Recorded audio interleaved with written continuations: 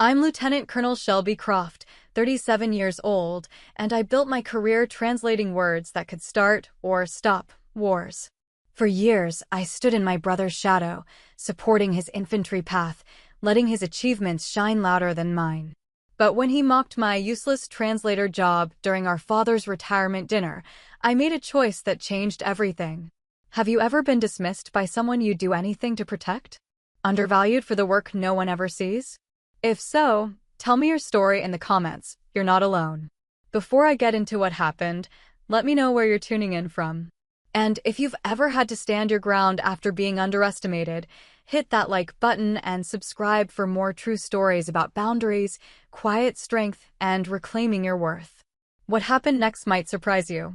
I grew up understanding that service meant sacrifice. My father, Colonel Richard Croft, wore his uniform like a second skin for over 25 years, and when my brother Daniel followed him into the infantry, it felt inevitable. Natural. Like gravity pulling metal to a magnet. I watched them both from the kitchen window as they ran drills in our backyard, Daniel barely 13, but already moving like he owned the obstacle course Dad had built between the oak trees.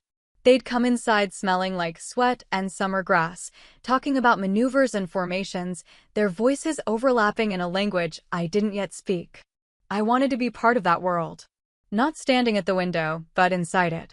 When Daniel enlisted at 18, I was 15 and already studying Arabic at community college. Mom thought it was a phase. Dad didn't say much, just watched me conjugate verbs at the dinner table the way other kids did geometry homework. Daniel teased me about it, but it wasn't mean then. He'd ruffle my hair and say, "Gonna negotiate peace in the Middle East, Shelby?" And I'd laugh and tell him someone had to do the thinking while he did the running. We were close back then. The kind of close where you don't need to explain yourself, because the other person already knows. He taught me how to read maps, and I taught him enough Russian to order vodka and ask for directions. We had this unspoken agreement that we'd both serve, just in different ways. He'd be the boots on the ground. I'd be the voice that made sense of the noise. I entered the Defense Language Institute at 19, right after finishing my bachelor's degree. The program was intensive, immersive, relentless. 8 hours a day of Arabic, then Russian in the evenings. By the time I graduated, I could think in 3 languages and dream in all of them. I enlisted as a 35M, a human intelligence collector, and spent my first 2 years doing exactly what Daniel predicted I'd do, translating, interpreting, sitting in rooms with headsets while other people made the decisions. But I was good at it. Better than good. My commander noticed. He recommended me for OCS, and at 23, I earned my commission as a second lieutenant. Daniel was a specialist by then, and when I told him about the promotion, he grinned and said, "Look at you, Officer Croft. Guess you'll outrank me soon." "Guess so," I'd said, and we'd laughed about it. I made captain at 27. Daniel made captain at 29. For a while, it felt like we were neck and neck, just on different tracks. But something had shifted. The teasing wasn't quite as light anymore. At family dinners, he'd dominate the conversation with stories from Afghanistan, from Iraq, from places I'd been to, but couldn't talk about. When I mentioned working with coalition linguists or briefing senior officers, he'd smile and say things like, "Must have been rough. Did you have to PowerPoint your way through it?" Mom would laugh. Dad would nod along. And I'd sit there, pushing food around my plate, knowing I couldn't explain that I'd spent the previous month analyzing intercepted communications that helped locate a high-value target. Couldn't tell them that my translations had been cited in a joint task force report. Couldn't say any of it. So I didn't. The silence became a habit. And Daniel's jokes became sharper. By the time I made major, Daniel was still a captain. He'd been passed over once for promotion, something to do with an evaluation that didn't go his way. He didn't talk about it much, but I could see it bothered him. At my promotion ceremony, he showed up in dress uniform, stood in the back, and left before the reception. Mom said he had duty. Dad said he was proud of both of us. Neither of them asked why he hadn't stayed. I wanted to reach out, to tell him it wasn't a competition, but every time I tried, the words stuck. And every time we were together, he'd find a way to make it clear that what I did wasn't quite real. Not like what he did. Not like actual combat. You're doing important work, he'd say, in that tone people use when they're trying to be supportive, but don't really mean it. Someone's gotta handle the paperwork. I'd smile and change the subject. Colonel Harland Pierce, my senior officer, once told me that the best intelligence work is the kind no one knows about. You don't do this job for recognition, Croft, he said. You do it because it matters. And if you're doing it right, no one will ever know how much. I believed him. I had to. But it didn't make the family dinners any easier. Daniel got married that year to a woman named Jenna, someone he met during his second deployment. She was sweet, civilian, worked as a nurse.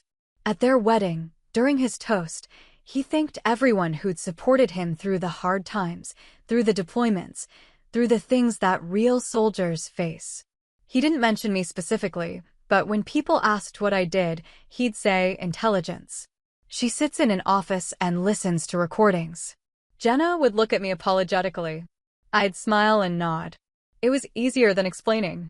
By then, I was working in a joint operations center, part of a team analyzing signals intelligence from Eastern Europe. The job was demanding, high stakes, and entirely classified. I'd leave work at 1800 hours most days, drive home to my apartment, and decompress by running or reading or doing anything that didn't involve thinking in multiple languages at once. I loved the work. I was good at it. And I knew it mattered. But Daniel didn't see that. He saw someone who wore a uniform but never got dirty. Someone who got promoted without, in his mind, earning it the way he had. I stopped trying to convince him otherwise. Dad's retirement ceremony was scheduled for a Saturday in late September. The weather was perfect, crisp and clear, the kind of day that makes you grateful to be alive. The ceremony itself was formal, traditional, full of speeches about honor and service and legacy. Dad stood there in his dress blues, stoic as ever, while a two-star general pinned his retirement insignia and thanked him for his decades of dedication. Afterward, we went to a restaurant downtown, one of those places with white tablecloths and a wine list thicker than a field manual. The whole family was there, Mom, Daniel, Jenna, a few of Dad's old army buddies, and me. The conversation flowed easily at first, stories about old deployments, jokes about the changes in the army since Dad's time, toasts to his service. Then Daniel stood up. He raised his glass, smiled at the table, and said, "Here's to Dad, the soldier who actually fought." Not everyone who plays with headsets and coffee cups can say that. The table erupted in laughter. A few people clapped. Someone said, "Here, here." I kept my face neutral, smiled politely, and sipped my water. But something inside me cracked. Because just 2 weeks earlier, I'd been in a secure facility outside Washington, headset on, listening to a recorded call between a Russian intelligence officer and an Iraqi intermediary. The initial translation, done by a contractor, had been wrong. Not slightly wrong. Catastrophically wrong. The kind of wrong that, if acted upon, could have triggered a diplomatic crisis or worse. I'd caught it, corrected it, resubmitted the analysis, and quietly, without fanfare, prevented what could have been a significant escalation. But I couldn't tell Daniel that. Couldn't tell anyone at that table. So I smiled. And I let him have his moment. The disrespect didn't start suddenly. It accumulated over years, like sediment building at the bottom of a river, layer upon layer, until one day you look down and realize the water's not clear anymore. When we were younger, Daniel's teasing was affectionate. He'd joke about my textbooks, my flashcards, the way I'd practice pronunciation while doing dishes. But somewhere along the way, affection curdled into dismissal. And I watched it happen without knowing how to stop it. After I made captain, the dynamic shifted. Family dinners became performances where Daniel held court, recounting patrol stories, firefights, close calls. He had a gift for storytelling, a way of making you feel like you were there with him, crouched behind a Humvee or clearing a building room by room. People listened. People asked questions. And when they did, he'd lean back in his chair, confident, assured, the center of gravity in any room. I'd sit quietly and let him talk. When someone asked what I did, the energy would shift. Daniel would jump in before I could answer. "Shelby's in intelligence," he'd say. She translates stuff. It's important work, just not, the kind that gets your boots dirty. He'd smile when he said it, like it was a compliment. Mom would try to steer the conversation elsewhere. Dad would nod and change the subject. And I'd feel that familiar tightness in my chest, the one that said, don't engage. Don't explain. It's not worth it. But it was worth it. I knew it was. I just couldn't prove it. One evening, about 6 months before Dad's retirement, we were all at my parents' house for Sunday dinner. Daniel had just returned from a rotation in Poland, part of a NATO training exercise, and he was in high spirits.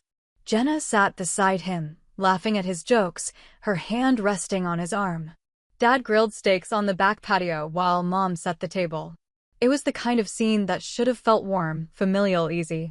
But I felt like an outsider. Daniel was talking about the exercise, about live-fire drills and coordination with Polish infantry units. Someone asked if I'd ever deployed overseas, and I said yes, I'd been to Qatar, to Djibouti, to Germany on temporary assignments. Daniel laughed. Germany. That's basically a vacation. I was working joint operations, I said evenly. Coordinating with coalition partners. Right. Coordinating. Must have been intense. Did you conjugate some verbs together? The table laughed. Even Dad cracked a smile. I didn't respond. Just cut my steak and chewed slowly. Later, after dinner, I helped Mom with the dishes. She didn't say anything at first, just handed me plates to dry while she scrubbed. Finally, she spoke. Daniel doesn't mean anything by it, she said softly. I know.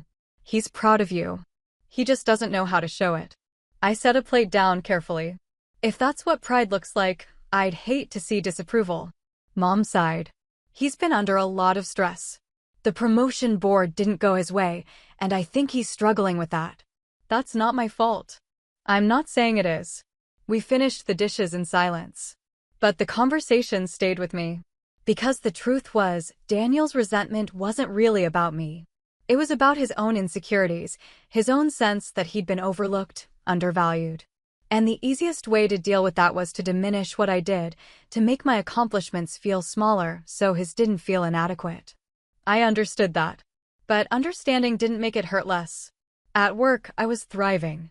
I'd been assigned to a joint task force focused on Eastern European signals intelligence, monitoring communications between Russian military units and tracking potential threats to NATO infrastructure.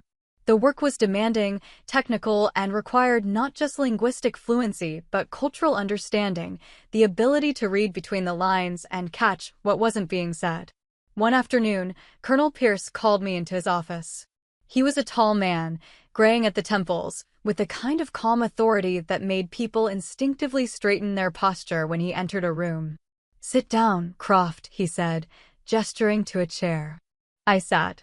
He leaned back, studying me. You've been doing exceptional work. Thank you, sir. I mean it. The analysis you submitted last month on the intercepted logistics chatter, that was sharp. You caught details our contractors missed. I nodded. Just doing my job, sir. That's the thing, though. You do your job well, and no one outside this building will ever know. That bother you? I thought about it. Not really. Good. Because this job isn't about medals or recognition. It's about making sure the people who do get recognized can do their jobs safely. You're providing Overwatch, Croft. The best kind. The invisible kind. I understand, sir. He nodded. I know you do. I also know you've got family in the infantry. That can make things complicated. I didn't ask how he knew. Commanders always knew more than they let on. It's fine, sir. Is it? I met his eyes. It has to be. He studied me for another moment, then nodded. All right. Dismissed. I left his office feeling steadier. Because he was right. The work mattered. Whether Daniel understood that or not. But a week later, at another family dinner, Daniel made a comment about people who hide behind desks and never see real action, and I felt that steadiness crack again. I didn't argue. Didn't defend myself. I just let it go. Because what was the alternative? Telling him about the intercepted communications I'd analyzed that helped prevent an ambush on a convoy in Syria? Explaining that my translations had been briefed to a 3-star general? Revealing classified information just to win an argument at a dinner table? No. So I stayed silent. And Daniel kept talking. By the time Dad's retirement came around, I'd built a wall between us. Not intentionally, not maliciously, but out of necessity. Because every time I tried to bridge the gap, every time I tried to explain what I did, he'd find a way to dismiss it. And I was tired of trying. When he made that toast at Dad's retirement dinner, when he joked about headsets and coffee cups, I didn't feel angry. I felt resigned. Because I realized something sitting there, smiling politely while people laughed, Daniel would never understand. And more importantly, I didn't need him to. The work spoke for itself, even if no one else could hear it. The sting of that toast lingered longer than I wanted to admit. I replayed it in my head for days afterward, turning it over like a stone I couldn't quite put down. The laughter. The casual cruelty of it. The way Daniel had looked so pleased with himself, like he'd landed the perfect punchline. What bothered me wasn't just the mockery. It was the fact that 2 weeks earlier, I'd been sitting in a windowless room at Fort Meade, staring at a transcription that could have changed everything. The call had been intercepted by an NSA partner station, a routine collection swept up in a broader monitoring operation targeting Russian military communications. Initial translation had been contracted out, standard protocol for lower priority intercepts. But something about the summary flagged wrong when it crossed my desk for review. The phrasing felt off, the context didn't align, and the recommended action, to forward the intelligence to Yukum for immediate tactical response, seemed disproportionate. I pulled the original audio. The conversation was between a Russian GRU officer stationed in Moscow and an intermediary operating out of Baghdad. The contractor had translated a key phrase as "prepare to activate the network," which, in context, suggested an imminent coordinated strike against U.S. assets in Iraq. But that wasn't what was said. The actual phrase, accounting for dialect and colloquial usage, was "prepare to evaluate the network." A routine administrative check-in. Not a call to action. Not a green light for violence. One word. That's all it took. If the mistranslation had gone unchallenged, Yukum might have escalated force posture. Troops might have been mobilized. Diplomatic channels might have been burned. And in the worst case, people might have died over a clerical error. I submitted a corrected analysis with a full linguistic breakdown, cited the dialectical variations, and recommended the intercept be downgraded to administrative monitoring. Colonel Pierce reviewed it personally. 2 days later, he called me into his office. "Your correction was right," he said. "The original translation could have caused serious problems." "I'm glad I caught it, sir." So is the Pentagon. This stays quiet, Croft. No commendations, no public record. But people at the top know what you did. I nodded. That was how it worked in intelligence. You did the job, and if you did it right, no one ever knew there'd been a problem in the first place. Understood, sir. Good. Now get back to work. That conversation happened 2 weeks before Dad's retirement dinner. 2 weeks before Daniel stood up and made a joke about headsets and coffee cups. 2 weeks before I smiled and said nothing while people laughed. Because what could I say? The classification was there for a reason. Operational security mattered more than my pride. And even if I could have told Daniel, even if the rules had allowed it, I wasn't sure he would have understood. He'd spent his career measuring service by proximity to danger, by dust on your boots and brass casings on the ground. My contributions were abstract to him, invisible, easy to dismiss. So I let him dismiss them. But something had changed inside me. A line had been crossed, and I couldn't pretend it hadn't. After that dinner, Daniel texted me. "Great seeing you tonight." Dad was really happy. I stared at the message for a long time before responding. Yeah, it was good. He didn't text again. The weeks that followed felt strange. Hollow. I went to work, did my job, came home. I ran in the evenings, long routes through the neighborhoods around my apartment, letting the rhythm of my footsteps clear my head. I didn't call Daniel. He didn't call me. Mom noticed. "Everything okay between you and your brother?" she asked during one of our weekly phone calls. "Fine. You sure? He mentioned you seemed distant at the dinner." I almost laughed. I'm distant. Shelby, Mom, it's fine. We're both busy. She didn't push, but I could hear the worry in her voice. The truth was, I wasn't angry. Anger would have been easier. I was tired. Tired of defending a career I believed in. Tired of minimizing my work so other people felt comfortable. Tired of sitting at tables where my contributions were treated like clerical footnotes. Colonel Pierce must have sensed it.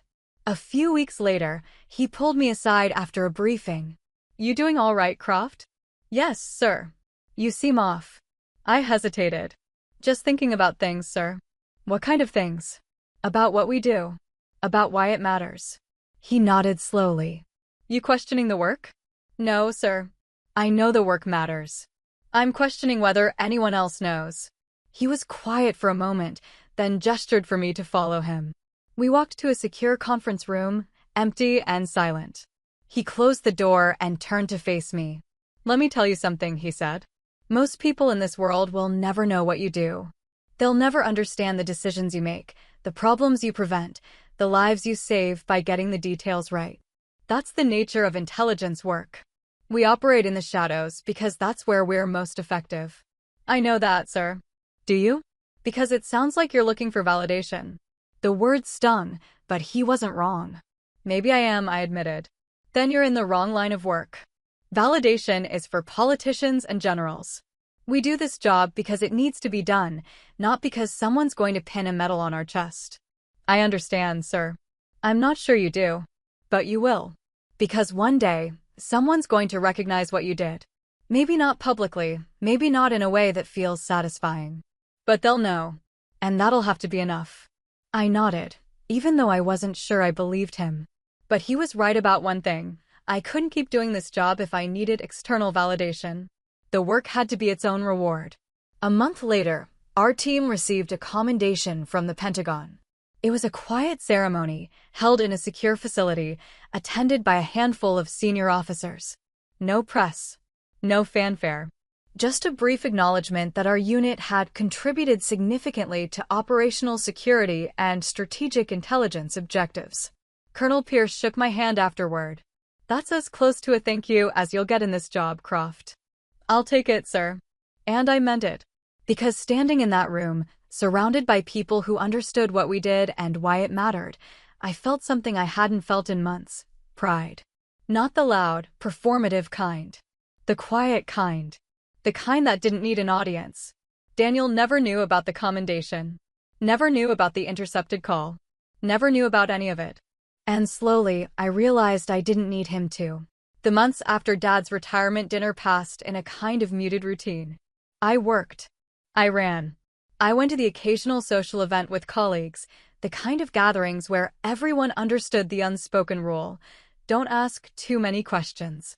It was easier that way, existing in a world where people already knew what classified meant and didn't expect you to explain. Daniel and I didn't talk much.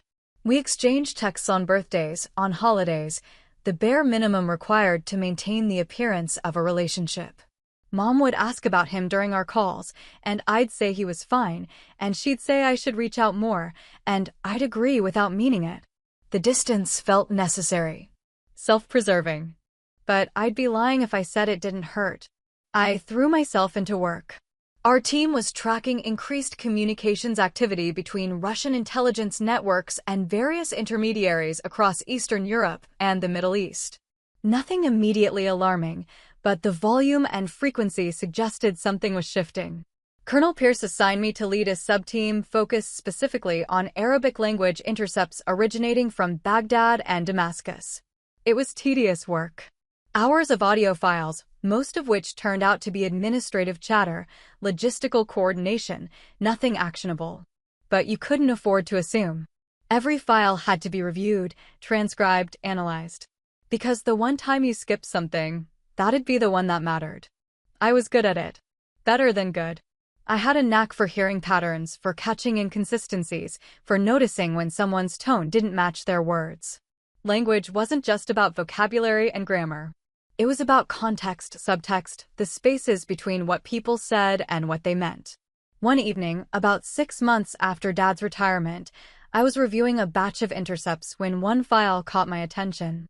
The conversation was between two men, one speaking Arabic with a distinct Iraqi dialect, the other with a slight Russian accent underneath his Arabic. The topic seemed mundane, discussing schedules, confirming meetings, but something felt off. I played it back 3 times. Then I pulled up the existing translation, the one submitted by the contractor. It was wrong. Not catastrophically, but enough to change the meaning.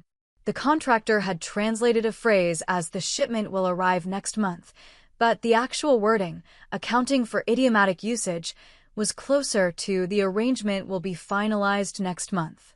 Shipment implied goods. Arrangement implied something more abstract. An agreement. A deal. I flagged it for further review and cross-referenced it with other intercepts from the same network. A pattern emerged. Over the past 3 months, there'd been a series of similar conversations, all using vague, transactional language that could have been dismissed as routine if you weren't paying attention. But I was paying attention. I drafted a report outlining the pattern, noting the linguistic nuances that suggested coordinated planning rather than isolated transactions. I recommended escalating the surveillance and tasking additional collection assets to monitor the network. Colonel Pierce approved it. 2 weeks later, the intelligence contributed to identifying a covert meeting between a Russian intelligence officer and an Iraqi militia leader.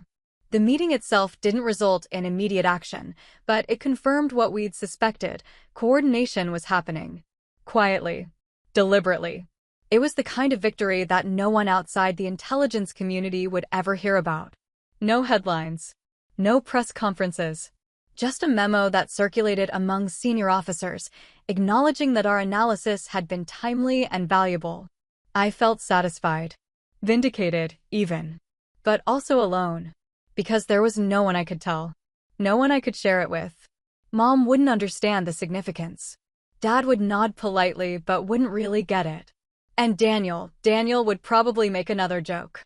So I kept it to myself. One Saturday afternoon, Mom called and asked if I'd come to dinner that night. "Just family," she said. "Dad's grilling. Daniel and Jenna will be there." I hesitated. "Please, Shelby. It's been too long." "All right," I said. "I'll be there." I arrived at 1800 hours, right as the sun was starting to dip below the tree line. The smell of charcoal and grilling meat filled the air. Dad was on the patio, tongs in hand, beer on the side table. Daniel and Jenna were sitting on the porch, talking and laughing. Mom waved at me from the kitchen window. It looked idyllic. Normal. I felt like an intruder. "Hey, stranger," Daniel said when I walked up. He stood and gave me a quick hug, the kind that felt more obligatory than affectionate. "Hey, you look good. Staying busy?" "Always." Jenna smiled. "We've missed you. It's been a while." "Yeah, work's been intense." Daniel grinned. Still translating the world into submission? There it was. That edge. Playful on the surface, cutting underneath. I smiled. Something like that. Dinner was fine. We ate steak and corn and talked about safe topics: Jenna's job, Mom's garden, a trip Dad was planning to visit an old army buddy. I contributed when appropriate, laughed when expected, and mostly stayed quiet. At one point, Daniel started talking about a training exercise he'd participated in, something involving coordinated maneuvers with an armored unit. He was animated, engaged, clearly proud of the work he'd done. Dad asked questions. Mom listened attentively. Jenna squeezed his hand. I felt invisible.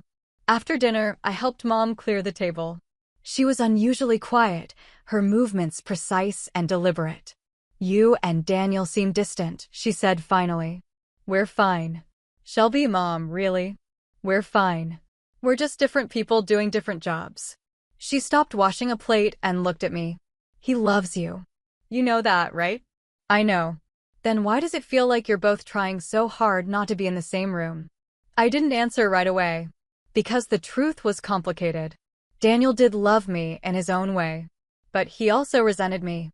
And I'd stopped trying to reconcile those two things. "It's just how things are right now," I said. Mom sighed. "I wish it were different." Me too. But I wasn't sure I meant it.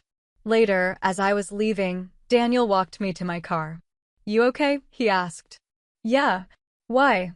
"You just seem I don't know. Off. I unlocked the car and opened the door. I'm fine, Daniel. You sure? Because if something's going on, nothing's going on. I'm just tired. He nodded slowly, unconvinced. All right. Well, don't be a stranger. I won't. But as I drove away, watching him in the rearview mirror, I knew I was lying. Because being a stranger was easier than being dismissed. The promotion to lieutenant colonel came through in early spring. I found out via email on a Tuesday morning, sitting at my desk with a cup of coffee that had gone cold an hour earlier. The subject line read, "Promotion list, congratulations." I opened it, scanned the text, and saw my name halfway down. Lieutenant Colonel Shelby Croft. Oh, 5. I stared at the screen for a long time, waiting to feel something. Pride. Excitement. Relief. But what I felt mostly was tired. Colonel Pierce stopped by my desk an hour later. Congratulations, Croft. Thank you, sir. You earned it. Ceremonies in 6 weeks. Start thinking about who you want there. I nodded. Who did I want there? The promotion ceremony was held on a Friday afternoon in late April, in a conference room on post that smelled like floor polish and old coffee. It was a small gathering, Colonel Pierce, a few colleagues from my unit, Mom and Dad.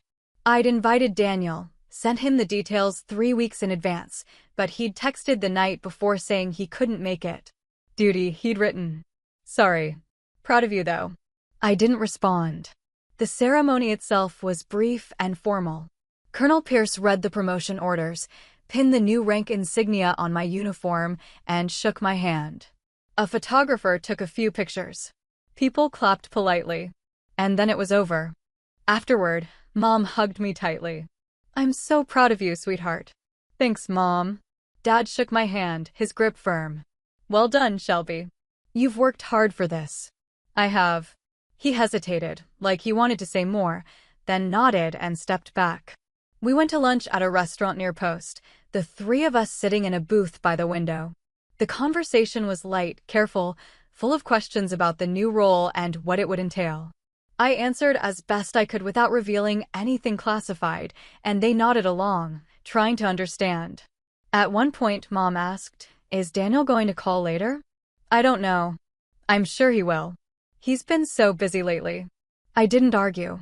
When lunch was over, I walked them to their car. Mom hugged me again, longer this time, and whispered, "Don't let the distance between you and Daniel grow too much. You only have one brother." I nodded, even though I wasn't sure what she expected me to do about it. That evening, I sat in my apartment, still in uniform, staring at the new rank on my collar.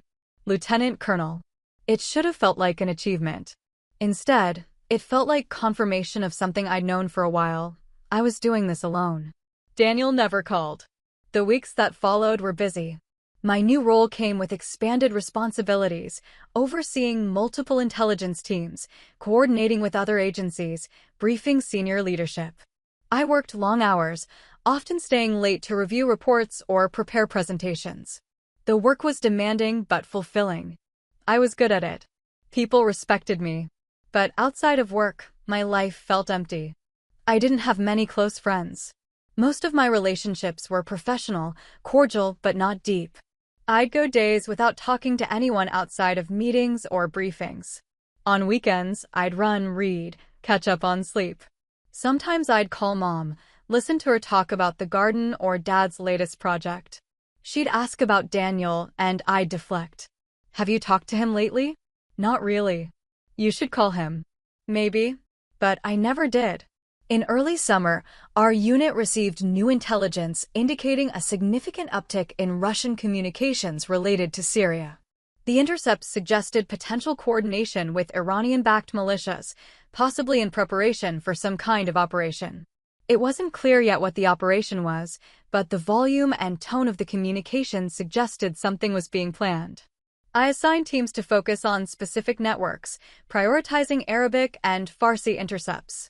We worked around the clock, sifting through audio files, building link diagrams, trying to piece together the bigger picture.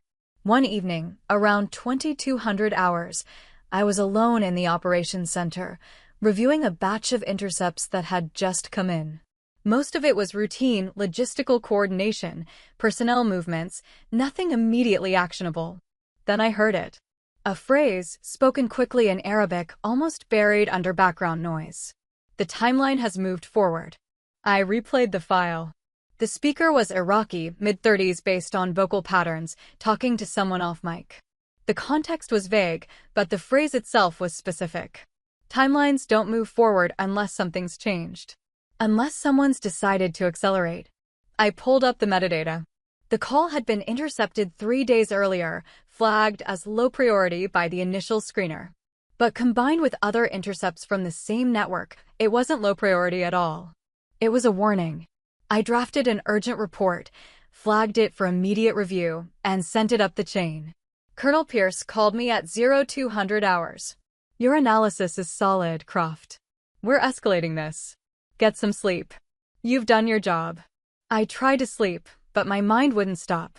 Because I knew what this meant. Somewhere, people were making decisions based on the intelligence we'd provided. Plans were being adjusted. Resources were being moved.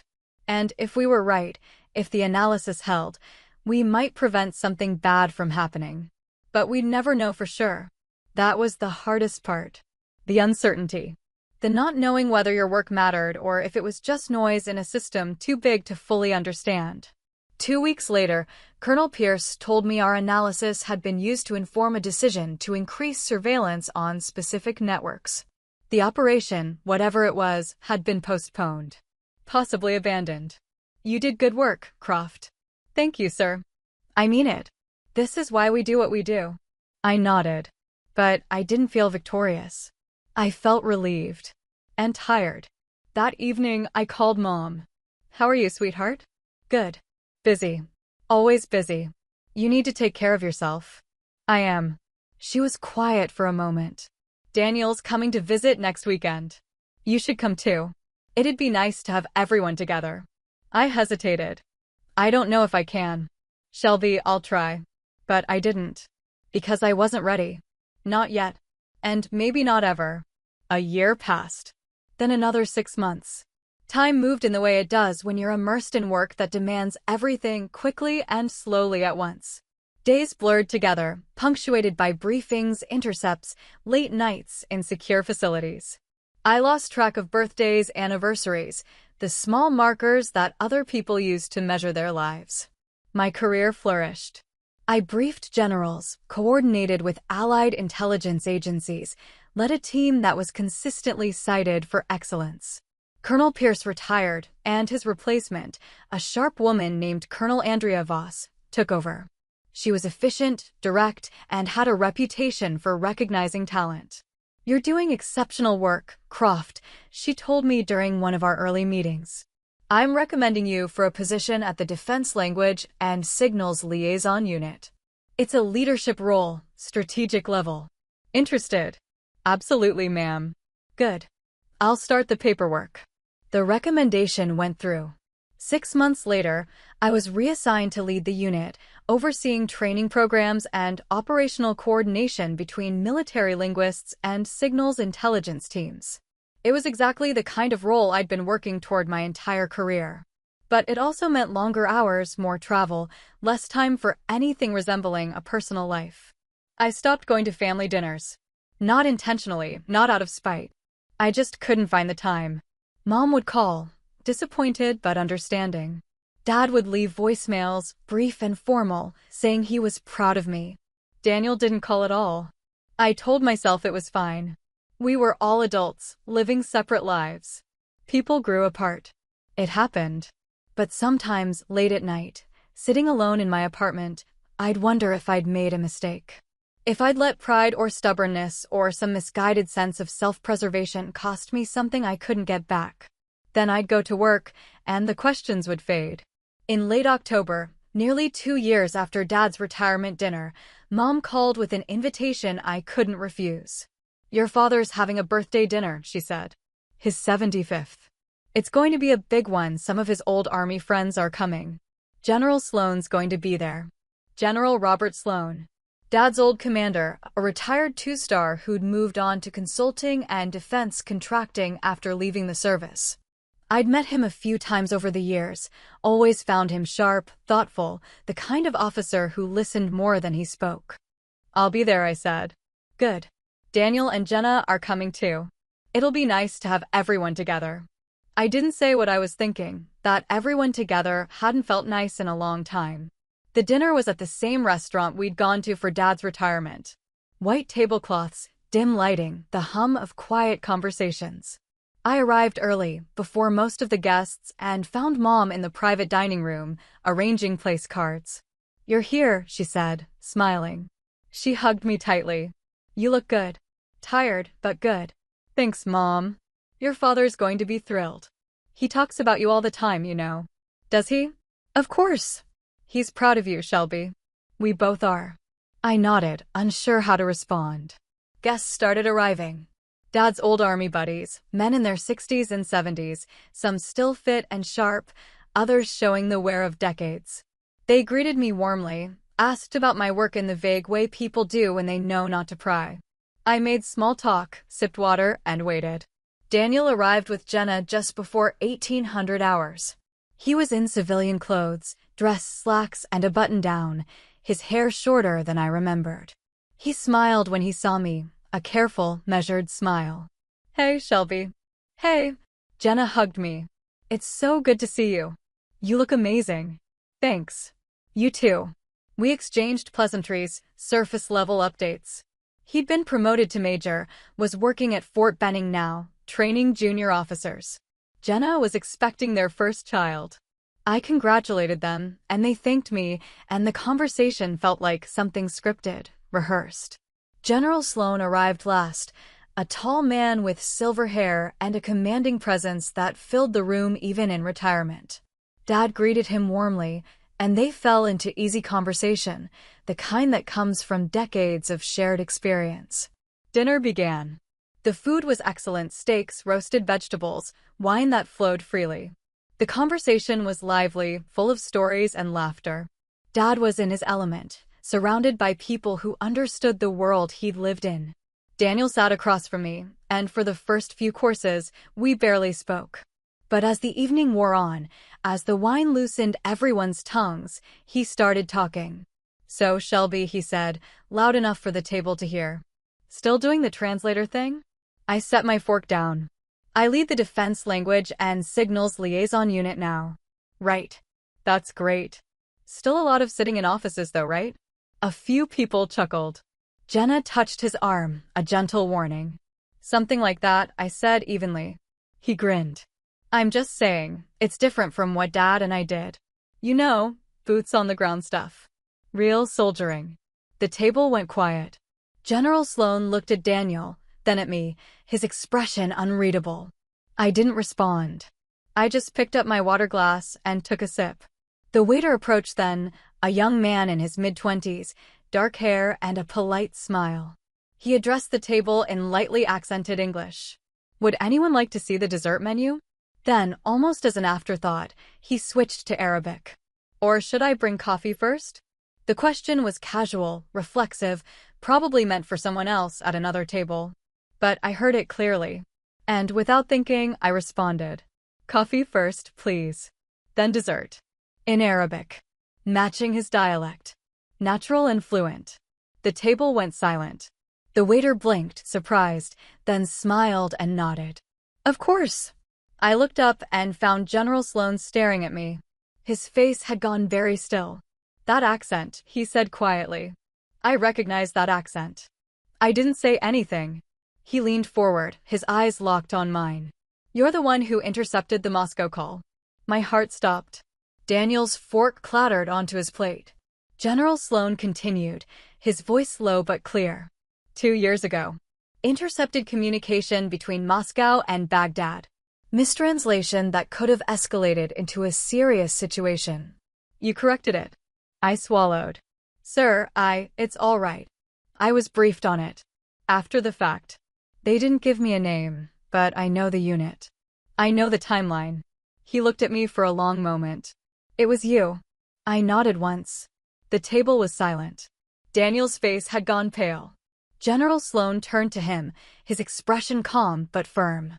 Your sister prevented a war, son. You might want to rethink the word useless. No one spoke. And for the first time in years, I felt seen. The silence that followed General Sloane's words was absolute.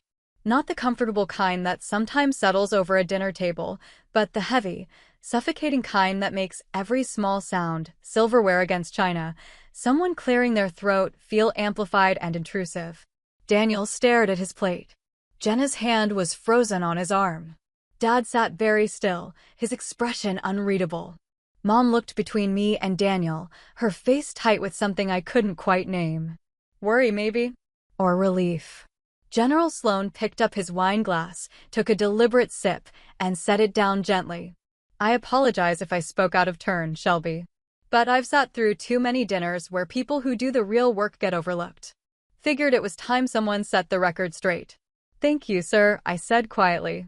He nodded once and turned his attention back to his meal, as if the matter was settled. But it wasn't. Not for Daniel. He sat there, his jaw working, his hands gripping the edge of the table.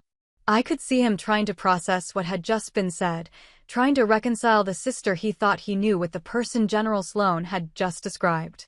The muscles in his neck were tense, his breathing shallow. Jenna leaned close to him, murmuring something I couldn't hear. He shook his head slightly, then pushed his chair back and stood. "Excuse me," he said, his voice strained. "I need some air." He walked out of the dining room, moving quickly, shoulders rigid. Jenna looked at me, her expression apologetic. "I'm sorry. He'll be okay. He needs a minute." "It's fine," I said. But it wasn't fine. And we both knew it. The conversation at the table resumed, hesitant at first, then gradually picking up momentum. People asked General Sloane about his current work, about his time at Yucum, about anything that wasn't what had just happened. He answered smoothly, steering the discussion back to safer territory. I excused myself a few minutes later and stepped outside. The air was cool, sharp with the first hints of autumn.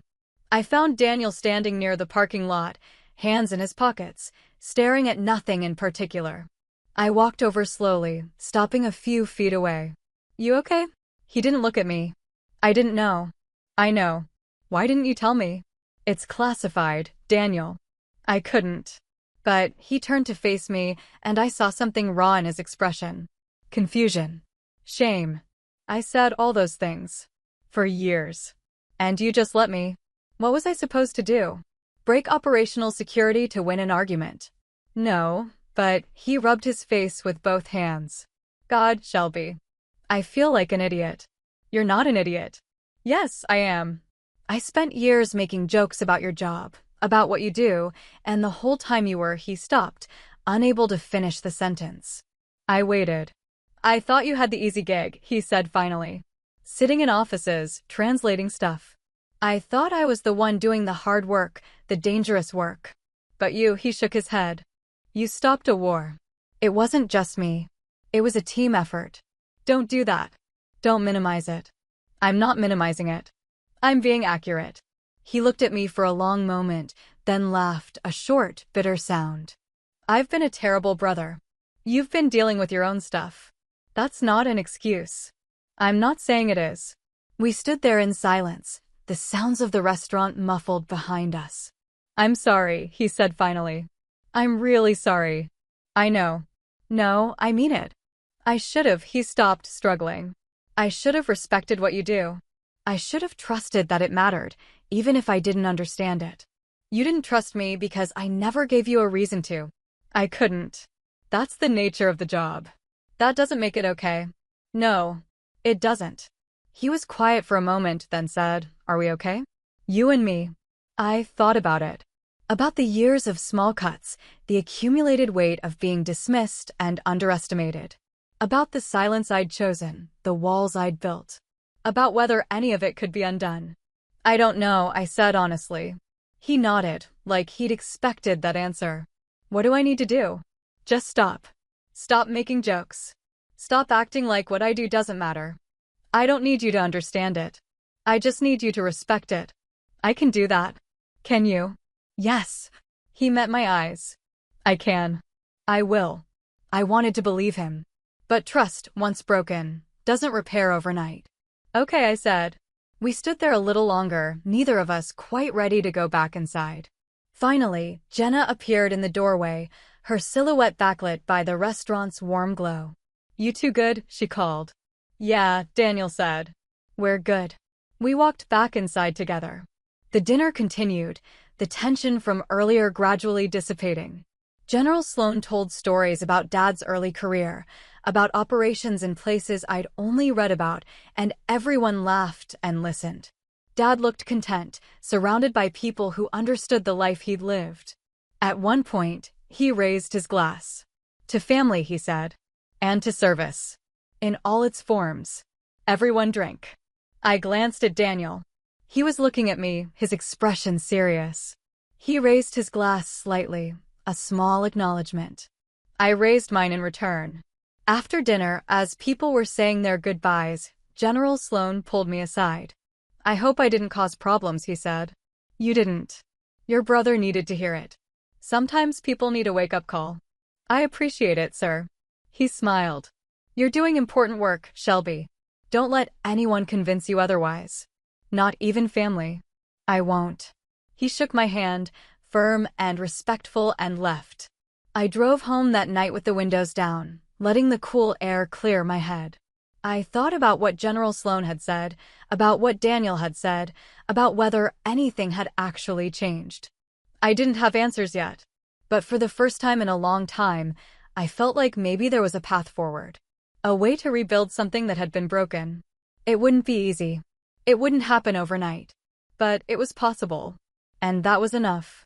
The weeks after Dad's birthday dinner felt strange. Tentative. Like we were all trying to figure out how to interact with each other without the old scripts, the old dynamics. Daniel texted me a few days later, nothing profound, just, hope work's going well. I responded, you too. Small steps. Careful. Mom called, as she always did, but this time her voice carried something different. Relief, maybe. I'm glad you and Daniel talked, she said. We did. He's been different since that night. Quieter. Thinking about things. That's good. Is it okay between you two now? I don't know yet, Mom. But it's better than it was. She seemed satisfied with that answer. Work continued at its usual relentless pace. The Defense Language and Signals Liaison Unit was expanding, taking on new training programs and operational partnerships. I spent my days in meetings, reviewing curricula, coordinating with other agencies. The work was challenging, strategic, exactly what I'd trained for. Colonel Voss called me into her office one afternoon in early November. Sit down, Croft. I sat. She leaned back in her chair, studying me with that appraising look she had. I've been reviewing the unit's performance metrics. You've done exceptional work here. Thank you, ma'am. I'm recommending you for promotion to Colonel. You've earned it. For a moment, I couldn't speak. Colonel. Oh, 6. The rank Dad had retired at. The rank that felt, in some way, like validation of everything I'd worked for. I don't know what to say, ma'am. Say you'll accept it. I will. Absolutely. She smiled, a rare expression from her. Good. The board meets in 3 months. I expect you'll be selected. Start thinking about what comes next. What came next? I'd been so focused on the present, on surviving each day, each mission, that I hadn't thought much about the future. About where this career would take me. About what I wanted beyond the next rank, the next assignment. That evening, I called Dad. Colonel Voss recommended me for promotion, I told him. To Colonel. There was a pause, then his voice, steady and proud. That's outstanding, Shelby. Your mother and I are very proud of you. Thanks, Dad. You've accomplished more than most people do in twice the time. You should be proud of yourself. I am. I think. He chuckled softly. It's okay to be proud. You've earned it. We talked for a while longer, about logistics, about the timeline, about nothing in particular. When we hung up, I sat in my apartment, staring at the walls, and let myself feel it. Pride. Relief.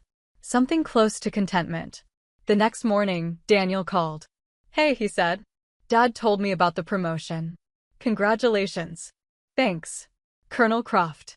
That's impressive. It's just a rank. No, it's not. It's recognition. It's proof that you're damn good at what you do. I didn't know how to respond to that. This version of Daniel, earnest, supportive, was unfamiliar. I appreciate that, I said finally. I mean it, Shelby. I know I didn't always. See it. But I do now. Okay. I've been thinking a lot since Dad's dinner. About what General Sloan said. About what you do. And I realized I never asked you about it. Not really. I just assumed. You couldn't have asked. Most of it's classified. I know. But I could have respected it. I could have trusted that it mattered, even if I didn't understand it. You're saying that now. I know. And I know it doesn't undo the past. But I'm trying, Shelby. I want to do better. I believed him. Or at least, I wanted to. Okay, I said. We'll figure it out. Yeah, we will. After that, things shifted. Slowly. Daniel started texting more regularly, asking about work in the vague way you do when you know not to pry, sharing updates about his life, about Jenna's pregnancy. I responded, cautiously at first, then with more ease. We weren't back to where we'd been as kids, but we were building something new. Something that felt more honest. The promotion board met in January. I was selected. The ceremony was scheduled for late February, a formal event on post with full military honors. Colonel Voss would officiate. I invited Mom, Dad, Daniel, and Jenna. This time, Daniel didn't cancel. The ceremony was everything it should have been. Formal, respectful, a recognition of years of service. Colonel Voss pinned the new rank insignia on my uniform, read the orders, and shook my hand. People applauded. A photographer captured the moment. Afterward, during the reception, Daniel approached me. He was in his dress uniform, looking sharp, professional. He saluted, then extended his hand. Congratulations, Colonel. I shook his hand. Thank you, Major. He smiled, a genuine smile. I'm proud of you. I know. I mean it. What you've done, what you're doing, it matters. And I'm sorry it took me so long to see that. It's okay. No, it's not. But I'm going to do better. I promise. I nodded. I believe you. Mom took a dozen photos, insisting on capturing every angle. Dad stood beside me, his hand on my shoulder, his expression proud. Jenna hugged me, told me I looked amazing, said she hoped their daughter would grow up to be as strong and accomplished as I was. For the first time in years, I felt like I belonged. Not just in the army, but in my family. That evening, after everyone had left, I sat alone in my quarters, looking at the new rank on my collar. Colonel. It felt heavy. Not physically, but symbolically. A weight of responsibility, of expectation, of legacy. But it also felt right. I'd earned it. Not by being louder or more visible, but by doing the work. By showing up, day after day, and getting the details right. By preventing crises no one would ever know about, by training people who would go on to do the same. That was the job. That was what mattered. And finally, I felt at peace with it. 3 years later, I stood in a different conference room, in a different building, looking out at a different group of people. The Defense Language and Signals Liaison Unit had grown significantly under my leadership, expanding from a small specialized team to a comprehensive training and operational coordination center. We were working with linguists from every branch, from allied nations, building systems and protocols that would shape how military intelligence operated for years to come. Colonel Voss had moved on to a position at the Pentagon. Her replacement, a sharp and experienced officer named Colonel Marcus Reed, had been supportive from day one, giving me the autonomy to shape the unit's direction while providing guidance when needed. You've built something impressive here, Croft, he told me during one of our quarterly reviews. This unit's becoming the gold standard. Thank you, sir. We've got a good team. You've got a good leader. Don't downplay that. I'd learned not to argue with compliments. Just accept them and move forward. My relationship with Daniel had continued to improve. Slowly, with setbacks, but improvement nonetheless. He and Jenna had 2 children now, a daughter named Claire and a son named Jack. I visited when I could, usually a few times a year, and each time felt a little easier. Daniel no longer made jokes about my work. Instead, he'd ask questions, genuine ones, about leadership and decision-making. He'd started to see the parallels between what we both did, even if the contexts were different. One evening, during a visit to their home in Georgia, we sat on the back porch while the kids played in the yard. Jenna was inside, getting dinner ready. Daniel handed me a beer and settled into the chair beside me. "Can I ask you something?" he said. "Sure. Do you ever regret it? Choosing intelligence over something more visible?" I thought about it. "No, I don't. Not even a little? Not even a little. I did what I was good at. What I believed in. That's enough." He nodded slowly. "I think I get that now. It took me a while, but I get it. I know. I wish I'd understood it sooner. Would have saved us both a lot of trouble. Maybe. But we got here eventually." He smiled. "Yeah, we did." We sat in comfortable silence for a while, watching Claire chase Jack around the yard, their laughter carrying on the evening breeze. "You're a good uncle," Daniel said. "The kids adore you. They're good kids. They ask about you all the time. Claire wants to learn Arabic because Aunt Shelby speaks it." I laughed. "Tell her I'll teach her when she's older." "I will." Jenna called us in for dinner, and we spent the evening eating and talking and being a family. It felt normal. Easy. Like something we'd finally figured out how to do right. Dad's health started declining around that same time. Nothing dramatic, just the slow accumulation of age and decades of hard living. He moved a little slower, tired more easily, relied more on Mom for day-to-day tasks. I visited more frequently, spending weekends at their house, helping with yard work or just sitting with Dad while he watched old war movies. One afternoon, he looked at me and said, "You did good, Shelby. Better than good." "Thanks, Dad. I mean it. When you first told me you were going into intelligence, I didn't understand it. Thought you were avoiding the hard work." "I know. I was wrong. You were doing the hardest work of all. The kind that doesn't get recognized, doesn't get celebrated. But it matters. It all matters. I'm glad you see that now." He nodded. "I'm proud of you. I should have said it more often. You're saying it now. That's what counts." We sat together in comfortable silence, the television murmuring in the background, and I felt a sense of closure I hadn't realized I needed. The promotion to full colonel came with an opportunity to move into a strategic planning role at the Pentagon. It would mean leaving the unit I'd built, leaving the day-to-day operational work, and stepping into a broader, more abstract role shaping policy and doctrine. Colonel Reed called me into his office to discuss it. "It's a good opportunity, Croft. Career-defining." "I know, sir. But it's also a different kind of work. Less hands-on, more bureaucratic." "I've thought about that. And I think I'm ready for it. I've built what I wanted to build here. Now it's time to help others build the same thing elsewhere." He smiled. "That's the right answer. I'll support the move." The transition took 6 months. I handed over leadership of the unit to a capable officer I'd mentored, Major Sarah Chin, and watched as she took the reins with confidence and skill. It felt good, knowing the work would continue, that the foundation I'd laid would support the next generation. My first day at the Pentagon was overwhelming. The building was massive, a labyrinth of hallways and offices and conference rooms.